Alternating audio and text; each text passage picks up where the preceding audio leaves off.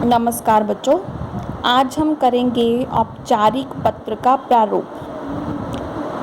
आपके प्रश्न पत्र में 5 अंक का ये पत्र आता है, जिसमें भाषा के लिए 1 अंक, विषय के लिए 2 अंक और प्रारूप के लिए 2 अंक जो निर्धारित हैं। अर्थात आपका ये जो प्रारूप है इसके 2 अंक दिए गए हैं और आप जो पत्र का विषय विस्तार करते हैं 2 अंक उसके लिए हैं और आपकी भाषा कैसी है, अशुद्धियाँ कितनी हैं, उसके लिए 1 अंक का निर्धारण है। अब हम पत्र का प्रारूप करते हैं। सबसे पहले हम ऊपर लिखेंगे परीक्षा भवन, शहर, उसके बाद दिनांक। हम आज पत्र का प्रारूप कर रहे हैं, इसलिए मैंने लिखा 25 जून 2020। बच्चों, ये बात ध्यान में रखना कि ये दिनांक शब्द का प्रयोग पत्र लिखते हुए आप नहीं करेंगे। दिनांक यहाँ इसलिए लिखा गया है ताकि आपको याद रहे कि आपने यहाँ तिथि लिखनी है, उस दिन का दिनांक लिखना है जिस दिन आप पत्र लिखेंगे। जिस दिन आप अपना परीक्षा में ये पत्र लिखेंगे उस दिन आपको ये दिनांक लिखना है, अन्यथा आपको ये दिनांक शब्द जो है उसका प्रयोग नहीं करना, ये नहीं लिखना। आप सीधा लिखेंगे, उस दिन जो भी तिथि होगी सीधी लिखेंगे। अब देखिए 25 जून है, आप जून 25 नहीं लिखेंगे, 25 जून लिखेंगे और अल्पविराम, उसके बाद वर्ष आ जाएगा। उसके बाद प्रतिष्ठा में या सेवा में, प्रतिष्ठा में मतलब आदर में, सम्मान में और आपकी सेवा में, ठीक है। उसके बाद अगर आपके पत्र अपने प्रधानाचार्य को लिख रहे हैं, प्रधानाचार्य यानी पुरुष और प्रधानाचार्या स्त्री के लिए आएगा। आपकी प्रिंसिपल जो हैं वो मेल हैं तो प्रधानाचार्य, और अगर फीमेल हैं तो प्रधानाचार्या। आपको पत्र में जैसा दिया होगा, अगर प्रधानाचार्य दिया तो प्रधानाचार्य लिखें, प्रधानाचार्या दिया तो प्रधानाचार्या लिखें।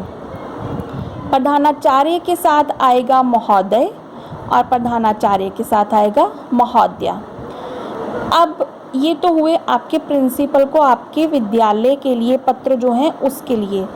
इसके अतिरिक्त आपको थाना अध्यक्ष को पत्र लिखना आता है, नगर निगम अध्यक्ष को पत्र लिखना आएगा, संपादक को लिखना आएगा। संपादक अर्थात एडिटर, जो अखबार का न्यूज़ एडिटर। शिक्षा मंत्री को आ सकता है, स्वास्थ्य मंत्री या अधिकारी को आ सकता है। यहाँ इन 3 पंक्तियों में मैंने उन सब विषयों को समाहित किया, उन सब का नाम लिखा जिनको पत्र लिखना आ सकता है, ठीक है। तो आपने सेवा में के बाद या प्रतिष्ठा में के बाद जिसको संबोधित करना है पत्र, जिसको आप पत्र लिख रहे हैं, उसके विषय में आपको यहाँ सूचना देनी है। इसके अतिरिक्त दूरदर्शन के लिए आ सकता है, दूरदर्शन निदेशालय आ सकता है, उसको भी पत्र लिखना आ सकता है आपको, ठीक। अब उसके बाद अगर तो आप प्रधानाचार्य को लिख रहे हैं तो आएगा क ख ग विद्यालय, और अगर आप थानाध्यक्ष को लिखेंगे तो क ख ग थाना, अगर नगर निगम अध्यक्ष को लिखेंगे तो क ख ग नगर निगम, और अगर आप समाचार पत्र के संपादक को लिखेंगे तो क ख ग समाचार पत्र। यहाँ आप हिंदी के समाचार पत्र का नाम भी लिख सकते हैं, दैनिक भास्कर, दैनिक जागरण, अमर उजाला, किसी का नाम भी लिख सकते हैं, और क ख ग लिखेंगे तो भी उचित। उसके बाद आ जाएगा आपका शिक्षा मंत्रालय आ जाएगा, अगर आप शिक्षा मंत्री को लिख रहे हैं। स्वास्थ्य मंत्रालय आ जाएगा या स्वास्थ्य विभाग आ जाएगा अगर आप स्वास्थ्य अधिकारी को लिख रहे हैं, ठीक है। उसके बाद आएगा आपका च शहर।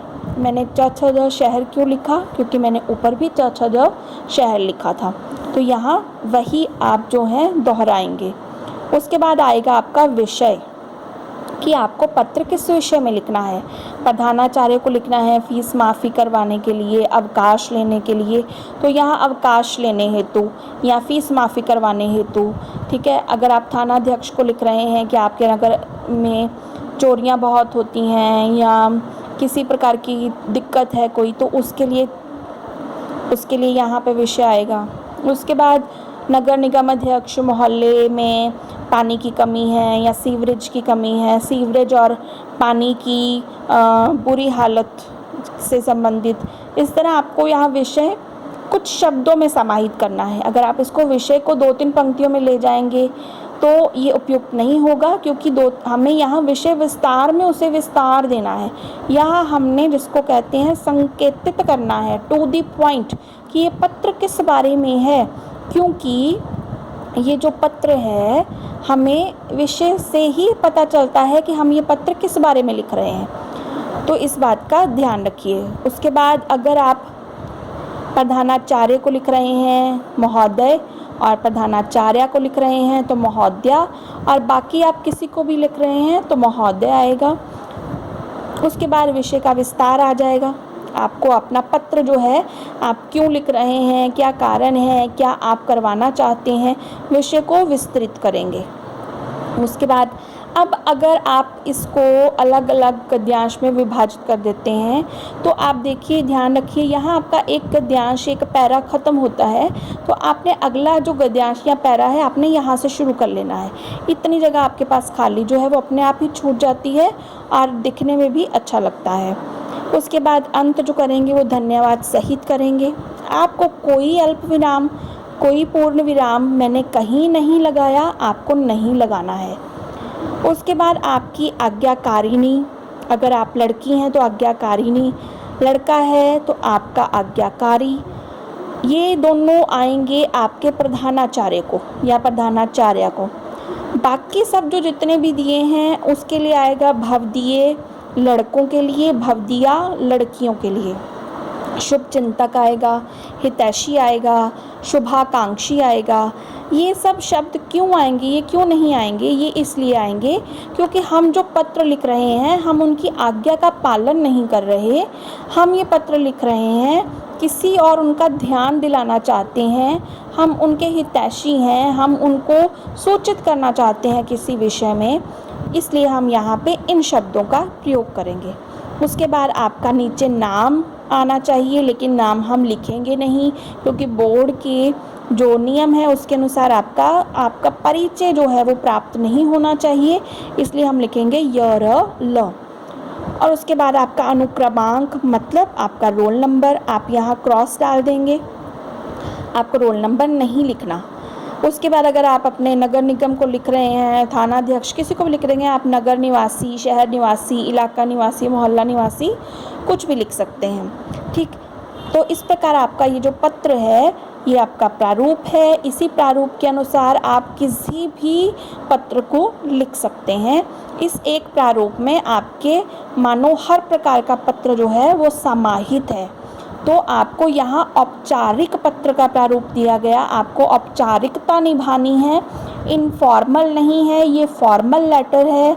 इनफॉर्मल में हम अपने भावों का प्रकटीकरण करते हैं, हम अपने दिल के जो उद्गार हैं वो दूसरों तक पहुंचाते हैं, लेकिन जो इनफॉर्मल में आप सब ये कर सकते हैं, फॉर्मल में आप ये नहीं कर सकते। यहाँ नपे तुले शब्दों का प्रयोग होता है, तकनीकी भाषा का प्रयोग होता है। आप जो है यहाँ पर बाधित होते हैं, नियमों में बंधे होते हैं। यही औपचारिक पत्र की जो नियमावली है। तो इसके अनुसार आपको जो है अपना पत्र लिखना है और इसी प्रारूप के अनुसार आप किसी भी प्रकार के पत्र को लिख सकते हैं। धन्यवाद।